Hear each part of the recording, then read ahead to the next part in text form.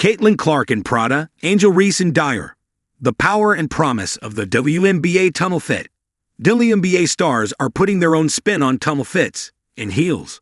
Caitlin Clark in Prada, Angel Reese wearing Dior. Paige Bueckers rocking Dapper Dan.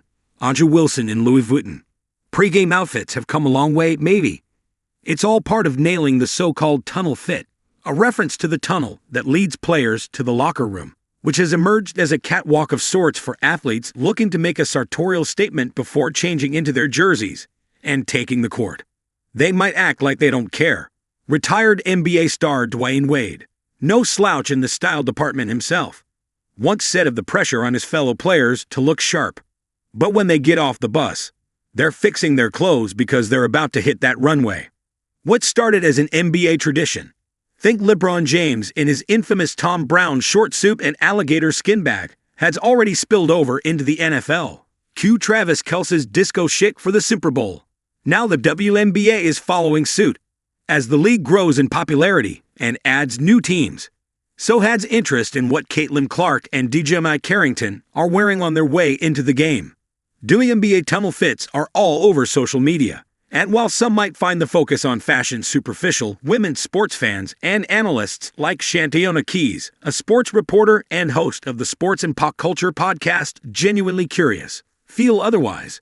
She argues that players aren't just showing off their designer labels and towering heels, they're expressing their true personalities in a sport that has been unsung for so long. A lot of these players were not able to showcase who they were. Keys tells Yahoo!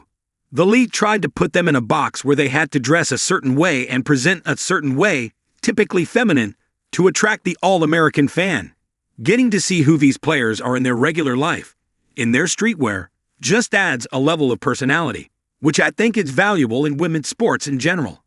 The WNBA's record-setting viewership in 2024, fueled by the arrival of high-profile rookies like Clark, Reese, and Cameron Brink, has only increased public interest in players' lives off the court, and fashion is a key part of that. Social media mixed with NIL, name, image, and likeness laws that allow collegiate players to profit off of their personal brand has completely revolutionized the game, Keys explains. Even 20 years ago, people knew what LeBron James was eating for breakfast. Women athletes didn't get that level of coverage. Fashion is one of the few things that fills in that gap. Dressing for themselves. The current tunnel fits, from Jalen Sherrod's custom-printed denim suit to Nafisa Collier's ab-bearing top paired with baggy black shorts and a Coach bag, hit the 3Ds. Daring, diverse, and designer. They're also a far cry from the more conservative dress code WNBA players were previously expected to follow. According to women's sports researcher Reese, women athletes struggle to express themselves through their dress thanks to league expectations and constraints.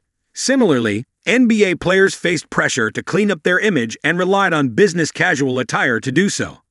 There was a lot of stigma and fear, and some directives on how to present yourself. Issard tells Yahoo! That was largely in a way that would be quote-unquote non-threatening and traditionally feminine.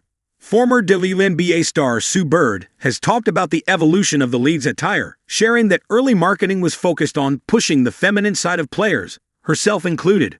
The recently retired Diana Taurasi has also shared that the league's dress code required athletes to wear slacks, penny loafers, and button-ups while on the road.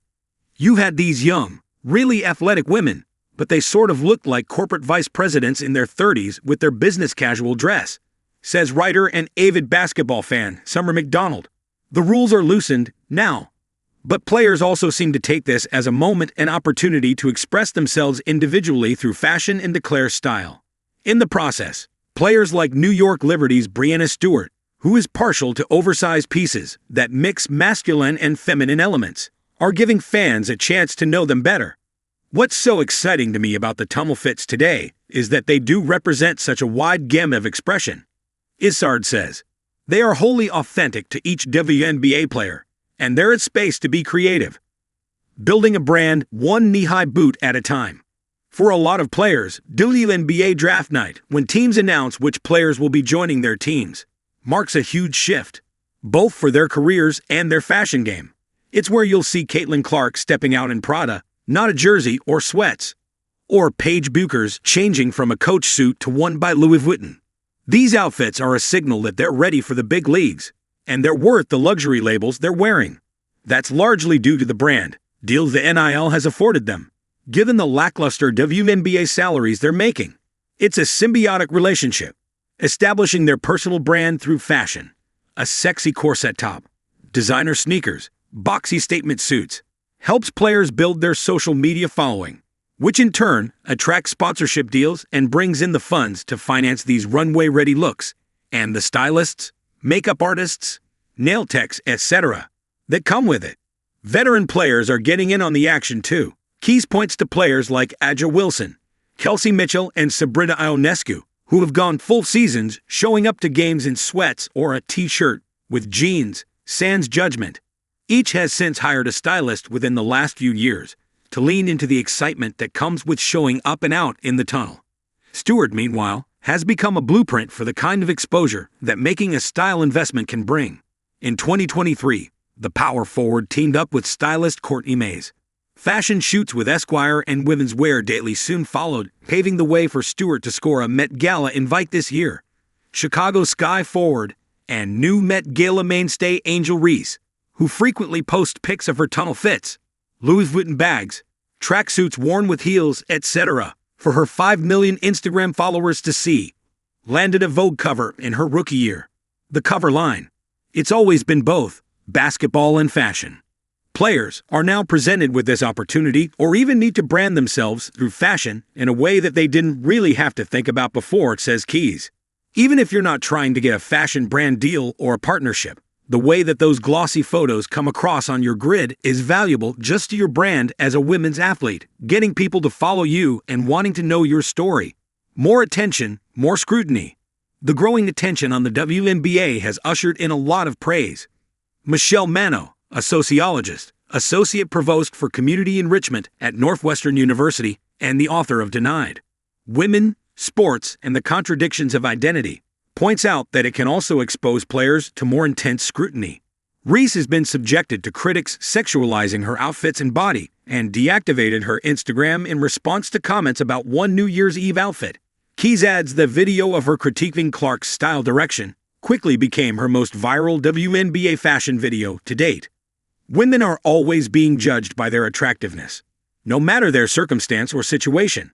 Mano tells Yahoo, "We expect women athletes to present themselves as equal parts athletic and feminine, which is another way of saying attractive or sexy." Right now, the criticism is mostly aimed at the most popular players. Clark reaches a mass audience, so that requires mass audience expectations, says Keys, but it's far outweighed by the larger conversation around her game.